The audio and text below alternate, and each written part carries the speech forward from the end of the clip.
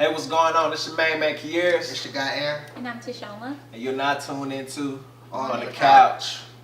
Hey, yo, so this episode of On the Couch is going to be dedicated to the late, great Nipsey Hussle. Neighborhood Nip, man. That's it, man. So we're going to share the facts and then we're going to share our thoughts behind how we feel about what happened. You know, it's very unfortunate. So on March 31st, Nipsey Hussle and two of his partners were standing outside of his store, Marathon, and allegedly, we'll say allegedly because, you know, it's not confirmed by the law yet. Allegedly, Eric Holder gunned Nipsey Hussle down. So it's a lot of different stories going on, you know, going around about what actually happened. It's saying that, you know, the one that's kind of consistent through and through so far is that Nipsey asked dude to leave, asked Holder to leave because he was quote-unquote informant. An informant, you know, and I guess obviously dude pride was hurt or whatever. He came back and killed Nipsey and shot two other guys outside of the store. I mean, that did y'all hear anything else about what happened? Any other type of story that y'all want to? I mean, I heard. Facts. I done heard. I mean, like I said, no facts came out yet. Right. But I've heard that the guy walked up. He introduced himself as another rapper. Right. Got a burger, left off, came back a couple minutes later, and gunned Nipsey down. Right. And so He also had like a getaway driver or something. Yeah. Yeah, And, you know, it's a lot of suspicious stuff going on around about it. We're not gonna get into a lot of conspiracy theories, but you know, at the end of the day, you know, a great influential person to all of us was taken away from us. You get what I'm saying? And fortunately, on Tuesday, Eric Holder was captured. So soon we'll be figuring out, you know, what happened and what's the actual narrative behind the whole situation. So, like I said, we're gonna share our thoughts behind it, and you know, I had to write mine down because I don't want to ramble. So, y'all don't mind me reading. I'm gonna read how I feel about it. You know, this is just a brief synopsis of how I actually feel because it's very unfortunate. It's crazy that we actually saying rest in peace, Nipsey Hussle. It's wild, but I'm gonna read. It's mind-boggling, man. So, read. First, I would like to say that we have lost one of our great community leaders with the death of Nipsey. Nipsey was a king of himself, and he carried himself as such. He definitely inspired me to continue to strive for greatness, showed me that hard work, consistency, and a vision is ultimately what we need to succeed in this world. The thing that made him so great to me was that he didn't just talk about empowering his people, but he was actually doing it and stayed humble the whole time. He stood on his word and did everything that he said he would do. Now, I feel that I'm a pretty intelligent guy, and part of my personality is not to take things for face value, especially when it seems too good to be true. So when I got the news that Nipsey had got shot, I immediately skipped over it being gang related because he was so loved and respected by everyone. My mind went back to the first time I saw Nipsey speak about the Dr. Sebi documentary, amongst all the other positive things that he was doing. I was concerned then because, as history shows, when you are influential, keyword influential, and trying to shift the consciousness of the oppressed, then persecution from the oppressor is usually close behind. It seems that a lot of people wanted to talk down on people who question things that seem out of place by calling them conspiracy theorists and etc. I mean, instead of immediately shooting down someone's opinion, take your ego out of the equation and have a conversation as to why a person is thinking that way. We have several real documented examples of government organizations taking down leaders and committing atrocious crimes on our people out of fear of an uprising. On top of that, a lot of the times they use people that look just like us to carry out the deed. So why does it seem so far-fetched that this was different in any other case? Nipsey even said himself, if they kill me behind this documentary, then y'all better ride for me. But I digress. Either way, I would not waste any more energy focusing on that because at the end of the day, none of it can bring the young king back, Nipsey Hussle. I'm just going to continue to follow his example and bring the vision that I have to fruition. You get what I'm saying? So that's my thoughts, and I could go on and on forever about every little aspect that seems out of place for me. But at the end of the day, Nipsey wanted all his people to be great. I'm gonna continue to be great within myself. So once I fix myself, I can teach everybody, or not even teach. I can just live in my purpose and live as a king within myself and be an example for everybody else, whoever is watching me. So that's my thoughts. You know, I got plenty more thoughts, but I'm gonna keep it short. Rest in peace, Nipsey Hussle. You know, neighborhood. CIP, neighborhood, Nip. So, anybody want to share their thoughts? You know. Like he said, CIP Nip, and it's really an unfortunate event that really happened to him. He didn't deserve it. I don't have a lot to say about it, but he was our champion. He was everybody's champion. That's it. And his life was cut down. That's pretty much. I really don't even want to get into it too much because it seemed like he was my family. Like I feel like Right. that. Like every day, it seems like every time you get on Facebook or Right. anything else, any other media outlet, it seems like it's just something new and it just seems different every day. So I don't have anything to say about it until any more facts come out. Then I have some more on it later on if we get a chance to talk about it. This is a lot of speculation, man. Yeah. You know, we don't know. We weren't there. You get what I'm saying? But just the fact that somebody so positive and so influential was taken from us, Don't make sense. and you know, people want to kind of just.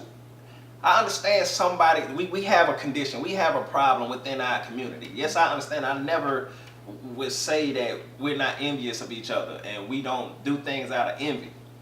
You know, but it's hard to I guess to accept if that is the truth.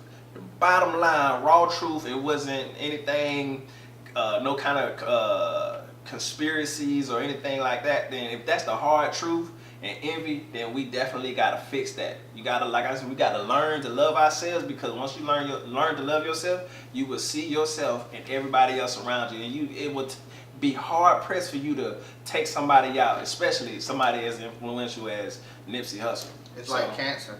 Like, it's a big cancer that we need to fix. If that's the bottom line, right. If that's the bottom line, they would just hate, envy, and jealousy. If that was the bottom line, that's a big cancer that we need to work on Right. as a people, as a whole. And I'm gonna say, I don't really, like you guys said, I don't have any conclusions or to say how it happened or what it was because there's so many stories out there as to what really happened.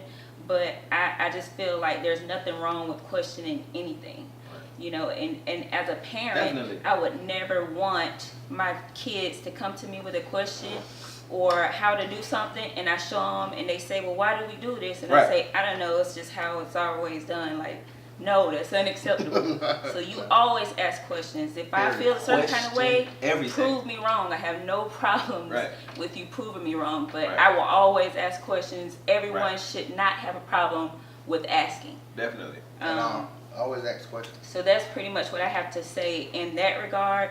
But when it, actually happened, I definitely felt just a heaviness after that, and almost like I can't believe it. Right. It's unbelievable. And to be honest, I didn't know I'm heavy until beginning of 2018, and I still feel the heaviness of his loss. You know what I'm saying? Right. So, and also just as a wife, thinking about Lauren London, because that was, one of my thoughts was to her and how it must feel to, I couldn't even imagine. So I just sent so much, love and light her way, because it's just, It's unbelievable. Yeah. Yeah. We'd be stuck in thought, man. I want to know how to accept something like that. I still can't accept that. Every day I say, like, man, they didn't kill Nip, man. That's crazy. Like, literally out of, like, I say it out of nowhere. I be talking on the phone with Bay and just like, man, they killed Nip. Out of nowhere, like, bro. Yo, that's crazy.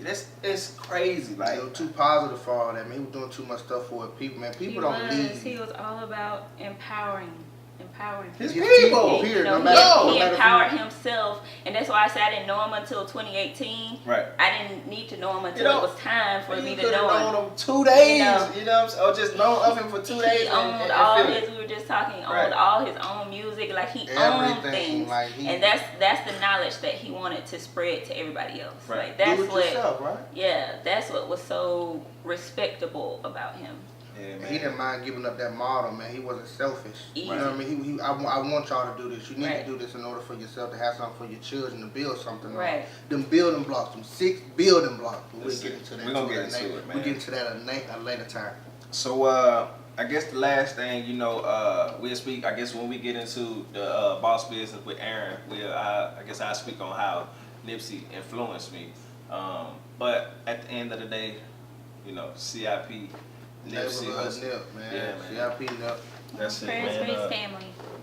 And hey, man, y'all just continue to keep his, try to keep his vision and way he had going by empowering yourself and then empowering the people around you. He just wanted to uplift his people. That was in his heart, and you could tell that was in his heart because everybody feel that. Right. He left him. He ain't gone. You get what I'm saying? His purpose was served. At the end of the day. Us left here, we just got to deal with our ego, and just understand that God knows everything. God knows, when it's your time, it's your purpose has been served, The vacation is over, right? Right. I'm not gonna get too deep into that. We'll talk about more about purpose and everything under the sun on a later episode. But CIP neighborhood Nip. Right. It was a great man. CIP people cool. Do I ever cross your line? Do I, baby?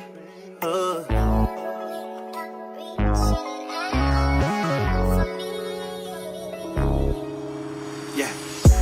I remember the first time I said I loved you.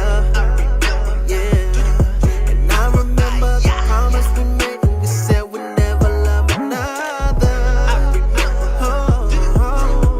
Now it don't even speak. I ain't heard you wait. Who you got a place to me? And are you being the freak? Hey, it's your guy Aaron, and we back with Boss Business. All right, this episode was dedicated to Nip. So I got a couple tips from Nipsey, lessons and things like that. Like I said, we're gonna touch. Nipsey was a great person, man, and he influenced the world so much in his death, man, that different states was even doing different things. The whole world, right, pretty much was in shock and awe, like we were. Incredible businessman. Yes. Phenomenal. Incredible business. 33 years, man. He done mastered something, man, that people been trying to do for a long time. 33 years. That's all he needed. For generations, though. But he shit, less than 33, though. You give honestly, Right. Yeah, but to get to where he was at, man, to where people is heartbroken about what happened to him. Right. Happened to him. But with that being said, we're gonna get into it with 7 tips from Nipsey. It's 7 money tips and ownership with Nipsey Hussle. Right. And the 7 tips that he had was, I'm gonna read from this and we're gonna go over them, okay? And I'm gonna out of the 7, I'm gonna say which one I like the best. Right. We're gonna get into it with those, okay? Okay. Out of the 7, the first one is Hustlenomics. The second one is Turn Up or Own Up. The third one is Entrepreneurship. The fourth one is Black Capital. The fifth one is Breaking the Chains. The sixth one is Creating Value. And the 7th is Owning Real Estate. The one that means the most to me that I identify with is on Creating Value. Nipsey had released a mixtape, a special mixtape. He released 100 of them. He released a special edition of this mixtape. It was signed. It came with tickets and things like that for upcoming events, and he sold 1,000 copies for $100 a piece. With those, out of that mixtape, that money that he created off that mixtape was the Crenshaw mixtape in 2013, and that money he was able to fund his own independent label. That's so major and mind blowing to me that he even took the time to come up with the research and do things to be able to put that together. You know what I mean? Right. He sold 1,000 mixtapes for $100. Right. I know people who giving their mixtapes away, let alone I see somebody not like, no, I ain't got them $2 right there for that mixtape. I ain't got that little bit right there. No, I'ma holler at you. You know what I'm saying? You know what I'm saying? I ain't gonna be able to do nothing for you but Nip. Let me get it for $1. I get that for free. I don't even know you. You don't even. No. But he was endorsed by some big names. Jay-Z bought 10 copies at $100 a piece. Rick Ross also was it 10 or 100? I think he bought like 10 copies. Oh, okay. 10 copies of $100. $1,000 though. You're right. He sold 100 copies. What, 1,000 copies? My next joint that come out $100. $100. We need it. I love y'all. We need that. You But know? yeah, though, that's the one that mean the most to me, man. Okay. We'll get to it. Which one did you like? Definitely. My favorite one out of it was entrepreneurship. And to touch on what it was, it said, we don't want advances, we want equality. I mean, equality and equity. We want ownership. And basically, what that's saying is that, you know, that resonates with me because I'm my own person. I've worked for other people my entire life, but I want more for my family. And I want to make sure that when I leave this place, when my vessel has expired, that I leave a legacy and I leave a pathway for generations after me that I've ushered into this world. You understand what I'm saying? The same thing that Nipsey has done himself. That's why I resonated so much with him, because he already had the plan in place and he had the steps and the guidelines in place. So, you know, entrepreneurship definitely resonated like hard with me. You know, so that's why you might see, like, I'm not gonna riff, but entrepreneurship, that's my favorite one. Entrepreneurship. What you got, T? My favorite one was on Hustlenomics. Okay.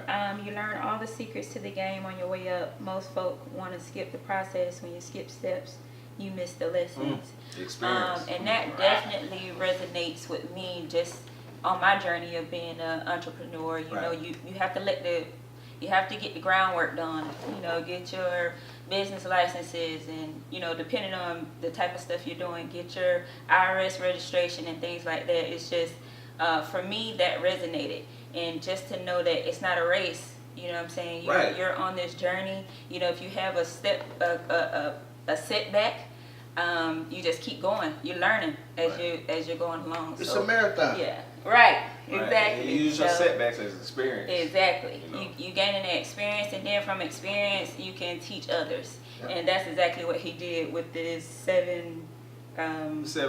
The 7 steps. And he had much more. Way you know, that more. was just compressed. You know, yeah. But I think that, like you said, to piggyback off of skipping steps, you know, we unfortunately the mass majority of middle class individuals have not had the guidelines or even the mindset to even think like entrepreneurs. We have been trained and guided into being workers as opposed to being our own bosses and own business owners. So my thing is, once I realized that, I was like, okay, you know what? All the things that I'm saying, I know that for one, I want to do a whole lot more in my life as besides working. Period. And going to sleep and working. Because that's what it feels like I've been doing on autopilot.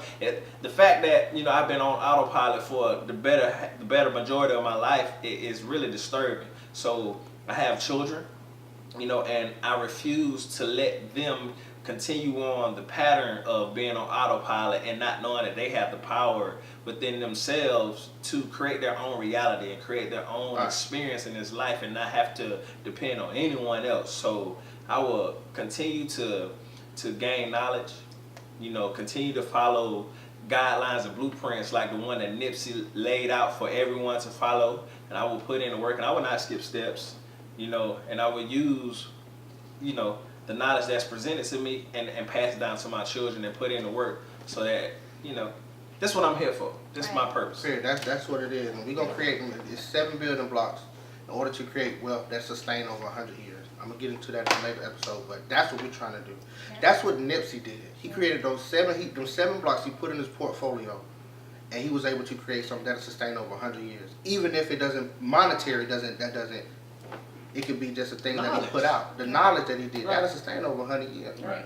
So that's what it's about. That's how I feel like just to piggyback off what Queres said. That's what we're here for. I'm trying to change my children's lives, to break that cycle. You know what I'm saying? To create to break the part about trying to fit into society. So, no, that's it though. Alright, so that was Boss Business with Aaron. Next we're gonna get into the level up with the beautiful Miss Toshoama. You know, CIP neighborhood nip, man. We're gonna have to keep saying, look, listen, man, CIP, SIP neighborhood nip, man. Woo! Like I said, he was our champion. He was the king of kings, man. Let's get into it, man. Y'all rock out with these sponsors, and we'll get right back to you. Let's do it.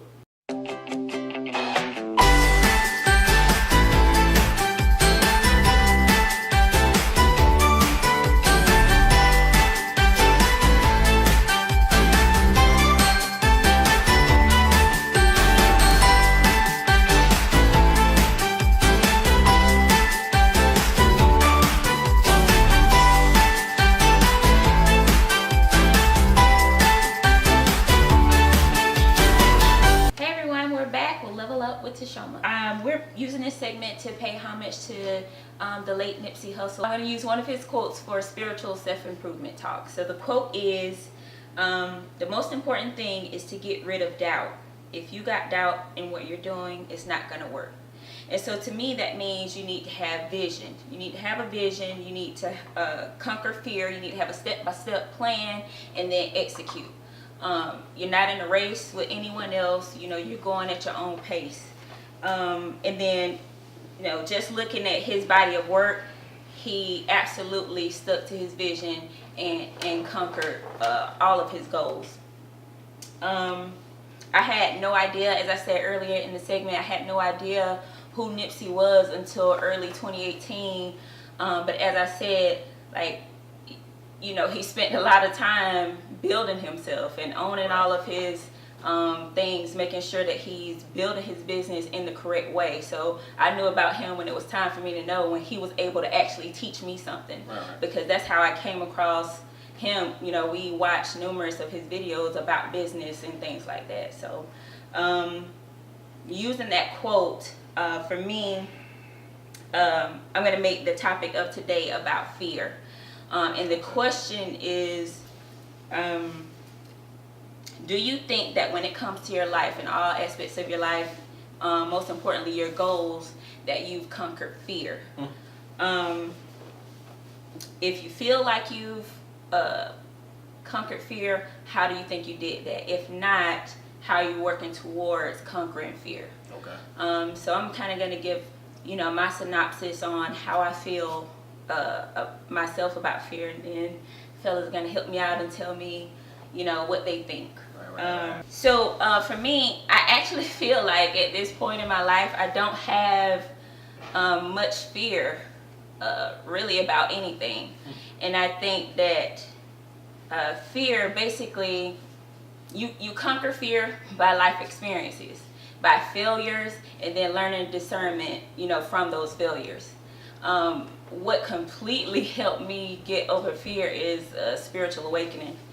And, you know, when I say spiritual awakening, I'm talking about Lisa left out Lopez. I want to go to the jungle with the animals. Right. I want to feel the earth under my feet. I want to go whisper to the ocean where the moon at. Like one of those kind of awakenings. And, you know, essentially I think having a spiritual awakening is a death to something, or to your old self, to be reborn into something new, something more. Like a phoenix or something. Right. From the ashes. And so she rolled. Right. So once you experience, you know, the death, and then the death of yourself, and then, you know, you just realize that there's just nothing really that you need to fear, because you can always come back. I think that's that Aries in you, right? Yeah, that's what coming up out of that, right? Warrior, I mean, you can always come back, you know, give it to me mentality.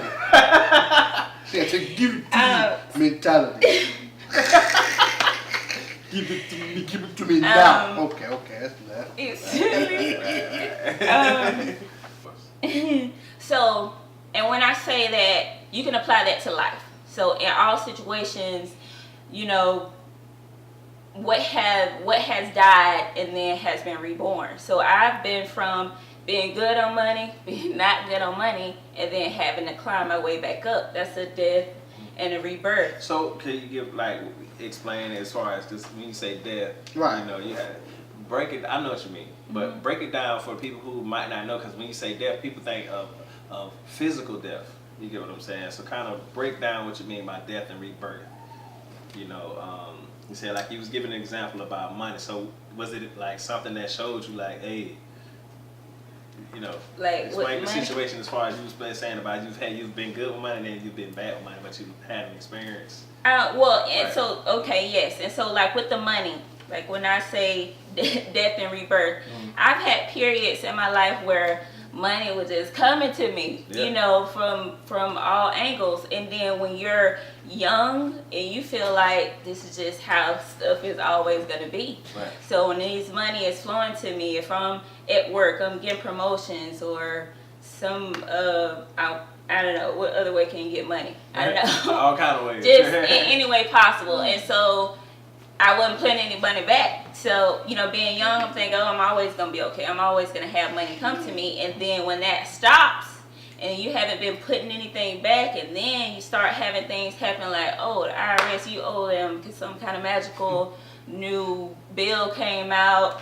And you That's owe a death right there. Yeah. Because I ain't sniping. paying. Right. I ain't paying Right. nobody back. Come on, what you So, want to come up with? You know, just crazy things that's coming up. So if the money ain't flowing in like it once was, and then you start having stuff happen, life stuff, like my tires, you know, I need new tires, and how much does that cost? And if you haven't been saving money and you don't have that kind of stuff, so things like that started happening to me, and I, you know, that taught me some lessons. Right. So now, you know, I know to put some things back. When I do have an influx of money coming in, hey, there are going to be times where money is not flowing as easily, and I need to have money for those times when I need things, when things start to happen, when the IRS come again, if some magic happen, Right. I can pay them and it not put a dent in the way that I live. Right. Death and rebirth. Right, and to touch on that a little bit too, what you just said as far as about putting something back. They did a study, I believe it was like in 2007, 2008, that the average American could not get a hold of $2,000 or had $2,000 saved up in their bank savings account. Right. So that's something that it definitely it's a death. If you Yes. get them tires go out, the check don't hit right on time, Right. and that water heater go out. Yes. Right. Right. It's a death to a certain mentality. Right. Yeah. So I reemerged from the spiritual awakening with just, you know, purpose, a lot of wisdom. And then I got to know myself on a really, really deep level. So at that point I know, hey, if give me a year on anything, you know, I put, you know, tunnel vision on it and I'll see fruit within a year and a half. And then along that path, if I come on some trouble, then I know I need to create stability, you know, during the transition until there's the rebirth again. So say I go to my job tomorrow and they say, Toshoama, you can't come in, we are closed down. You know, so what do I do in that scenario? I'm going to have an oh my God moment for a second, but then after that, I'm going to say, okay, you know, what's up with this unemployment? Let me check my savings. Do I take from my 401k? Do we need to sell our house? I mean, I would just kind of set up a list of things that I need to tackle for, you know, I know something better is coming around the corner. Maybe Make a master list of what maybe you gotta this do, is right? pushing me to go ahead and work for myself. But at the end of the day, I'm coming up with a task of things to do to create my stability until that time comes. So you're saying, so basically you say make a list and plan. Right. Plan for the worst. Right. Okay, so plan for the downswing of the Right. pendulum. You Gotcha. plan. So that's my thing. You can always, no matter what life-changing situation happens, you can always come back from it. You know, just create your own stability. Put some steps in place of what I'm gonna do while I'm down, you know, and then slowly you'll get back up. So it's such freedom in not having any fear, I think.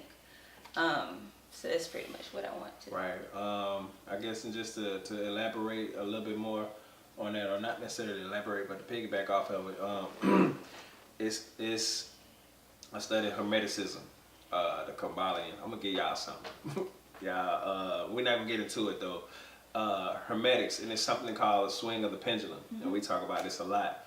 You know, when it's your season, you're up on the uptick of the pendulum, but that pendulum, it swings. And when you're on the downshift, the thing to do is to prepare yourself to know that this is natural law. You know, you have You know, basically, I think it's a sine wave that they call it. You have ups and downs.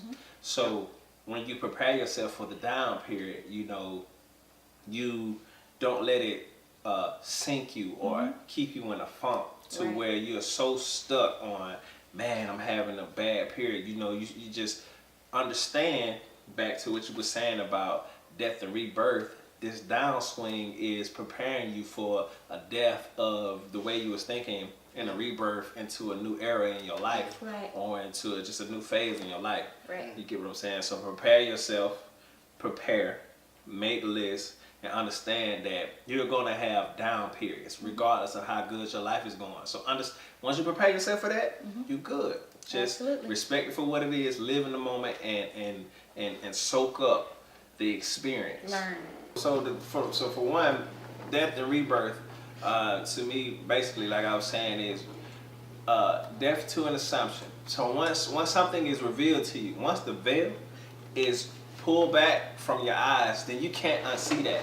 That is a death to the vision, or the how you see things. You understand what I'm saying? But out of that comes a different way of thinking, which is rebirth into a different era. So as far as death and rebirth, that's what that means, you know. And that's the only way that you can learn. The only way that you gain and progress forward is through pain and death. You know, the final death, which is the final physical death via this vessel, because the spirit never dies, but the final death of this vessel is just to mark your purpose has been completed in this lifetime, for everyone else to take your life and review it through and through. You understand what I'm saying? But you go through a death and rebirth every day. You know, you learn something new, and that kills whatever the old situation, whatever you thought you knew, is dead, and now you are reborn into a new way of thinking. And to hit on, you were saying about fear. So fear, and this, man, we can expand on this. We probably expand on this like quite a few episodes, but I try to keep it into a small thing. I kind of think on fear a lot. Will Smith. I'm gonna start right there. Will Smith said the best things in life are placed on the other side of fear. And what that means is that, you know, you can let fear control you. Everybody pretty much that I know lives day to day based off of fear.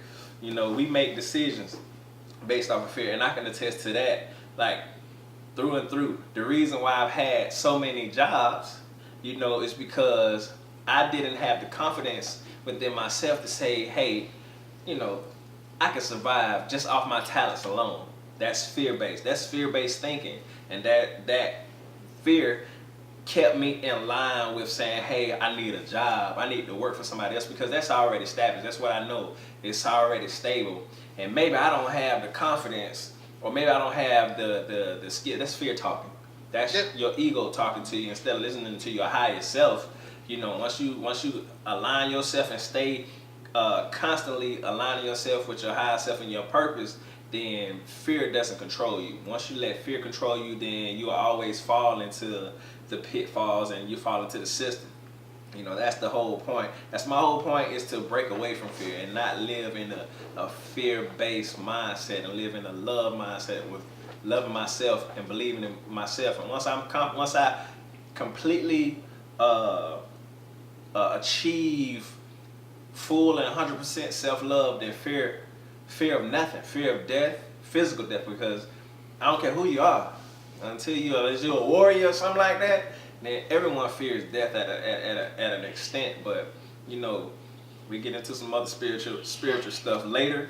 But, you know, I think the ultimate goal is to not fear death at the end of the day. So when it comes time for you to go, you will know within yourself, you say, all right, I know that I completed my purpose, and everybody that I'm leaving behind on this physical world will be inspired by my life. You know, I could go on for hours about this, but we gonna keep it short. You know, right? So just to touch on something that you said, I didn't want to cut you off while you was talking. Go ahead.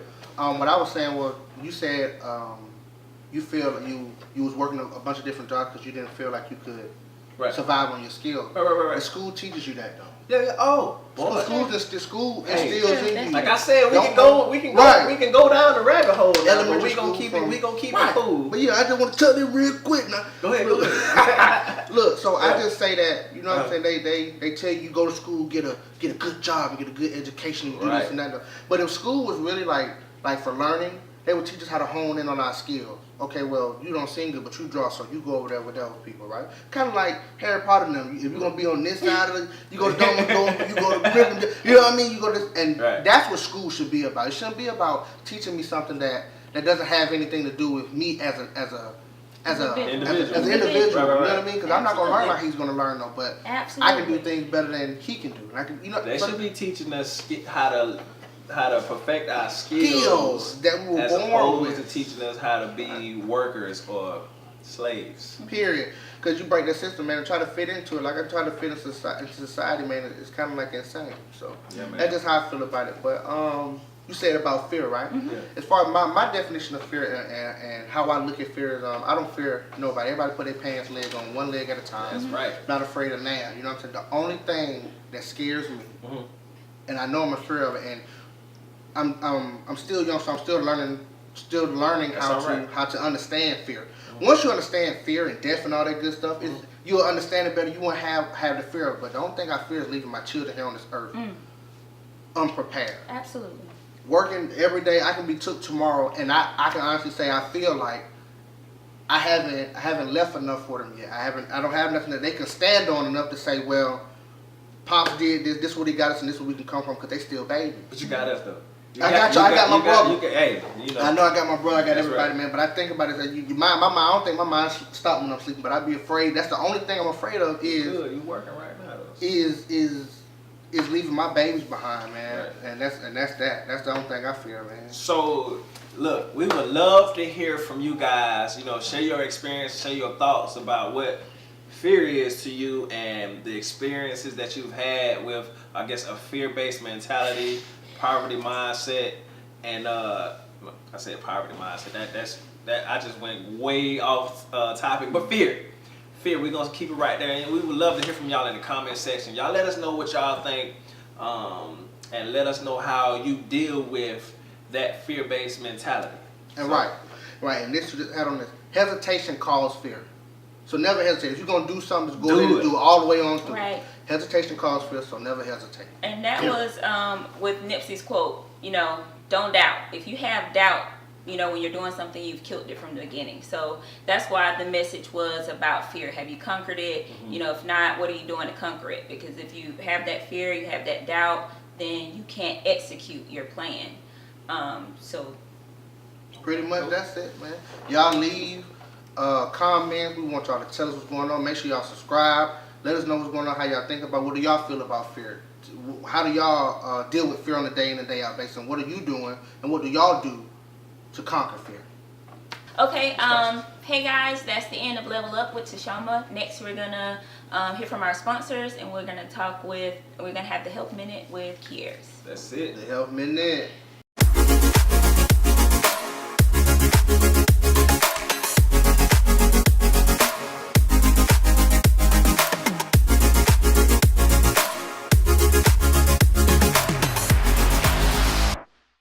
Alright, so we back with the Health Minute with Queres. So Health Minute. yeah, man. So we said, we dedicating this episode to the late great Nipsey Hussle, CIP Nipsey Hussle. Neighborhood Nip, man. And you know, like I said, we're gonna pick up where he left off. He was gonna do a documentary about Dr. Sebi, however you want to say it. And basically, I think that health is wealth, right? Yeah, health is wealth, right? man. Okay, so Health, wealth. you know, we're gonna share a lot of people actually didn't know about Dr. Sebi. And you know, like you spoke about awakenings and stuff. So during my awakening and my revelation about, I guess, life in general, you know, you come across so much knowledge that you weren't privy to in your previous way of thinking. Right. So, you know, and of course health comes up. The way that you eat, what you eat, you are what you eat. Period. You know, so if you eat flesh, you know, if you eat animals, you know, you take on that energy that flesh comes with. These are living entities. So you consume that, you literally, your body breaks that whatever down, and it becomes a part of you. You Right. know, of course, you know, you excrete waste or whatever, but of course that becomes fuel for your mind and your body. So, you know, that's why people say watch what you eat, and just, you know, try to eat better. No, but we are Americans. I love food. I'm not gonna sit here and try to preach to y'all. I know I look like I love food. I ain't no. Right. But the goal is to do better. You know what I'm saying? To gain knowledge and to understand that, you know, things are set in place for, you know, for you to fail. You know, be healthy. You know, try to eat healthy, try to exercise, and try to be a better version of yourself. The longer you stay here on this planet and in this existence and in this life, the more you can gain experience for your spirit and for your soul, and the more you can pass down knowledge to everyone that you usher into this world and everybody that follows you. Right. So I'm gonna give y'all a couple of facts about Dr. Sebi. He was born Dr. Alfredo Bowman.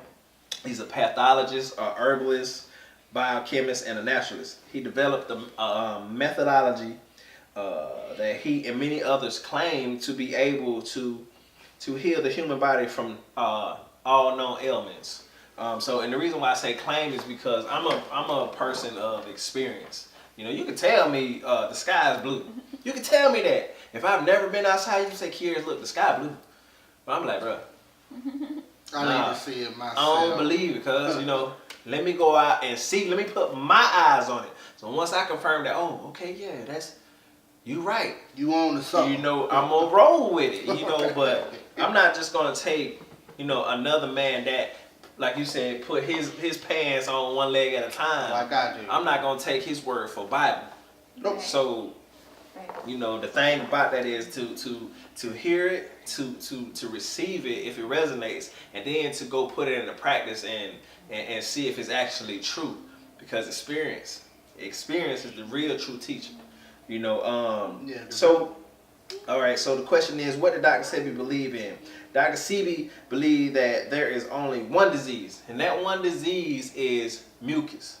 You know, I saw a video where he was explaining, well, you know, why is mucus the only one disease? And he was explaining that, you know, in bronchitis, what's one symptom that comes from bronchitis? He said, you know, it's mucus. And then what's another symptom that comes from where is the mucus in the AIDS virus? And he explained that, well, it's in the blood and it's in the lymph nodes. So if you can eliminate the cause of mucus, then you can effectively reduce disease.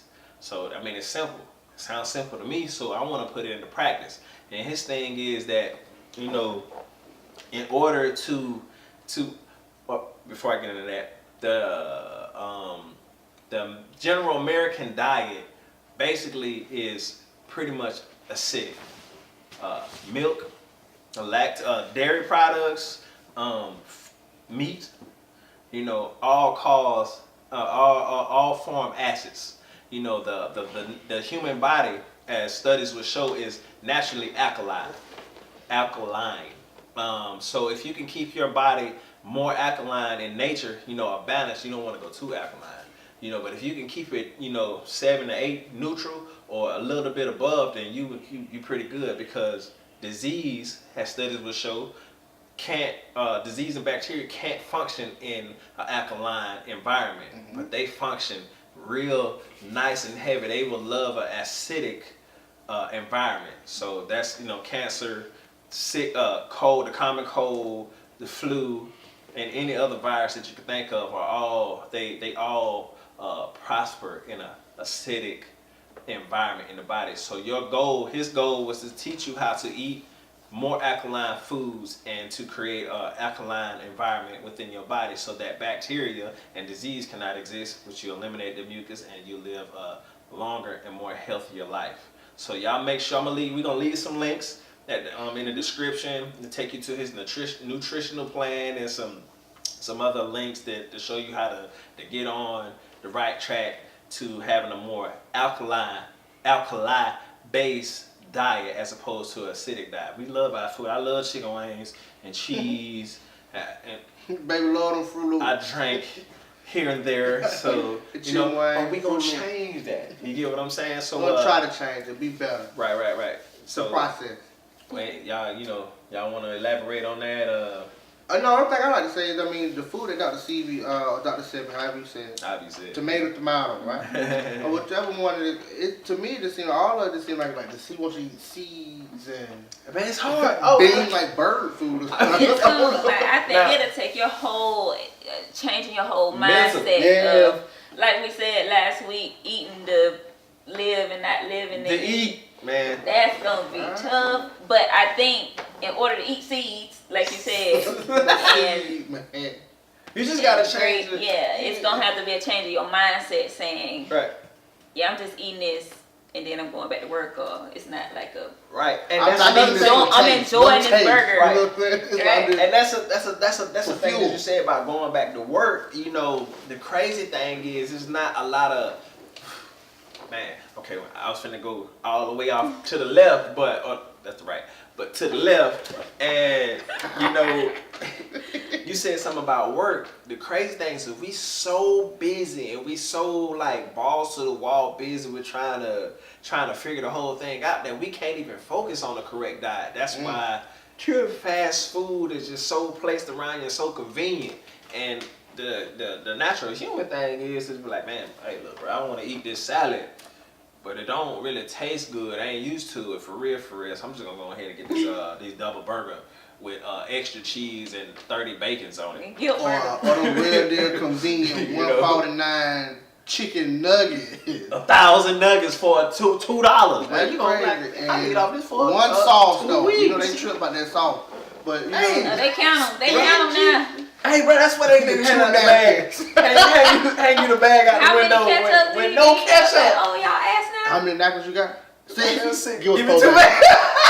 You got too many napkins. Give it to me. I done seen somebody get fired by handing about too many napkins out the window, man. But, hey, look. All in all, though, man, but it's all a setup for you not to be able to focus on a serious note. It's all set up for you not to be able to focus on your health, man. Right. It's serious. It's serious, man. Right. That health, that you need that. And eating wrong is, It's terrible, man. So look, it's enjoyable. We gonna definitely. We love food. I can't lie, but we gonna try to do better, y'all. We got to live for our children. Yeah. We got to experience more so that we can leave something behind for the people that we usher into this world. You understand what I'm talking about? Yep. So look, health is wealth. We're gonna try to see how we can kind of incorporate over time the Dr. Sebi methodology. Y'all, I be struggling with these words. It's all good. Y'all know what I'm trying to say, man. Y'all just don't worry about how I'm trying to say it. Just listen to what I'm trying to say. Huh? So,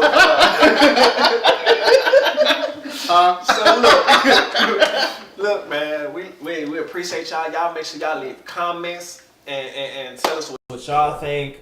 And that's the end of On the Couch. Episode 2. Number 2, man. This is a good one, man. Rest in peace, rest in power. Yes. Nipsey Hussle, we love you. Roll in peace, big homie. You gotta roll in peace, big homie. He's the king of kings, man. SIP neighborhood Nip, man. You will be missed. Your presence will be missed. Definitely. So y'all tune in next week. Yeah, contact us. Coming in next week. We're gonna have some more good stuff. @gmail.com.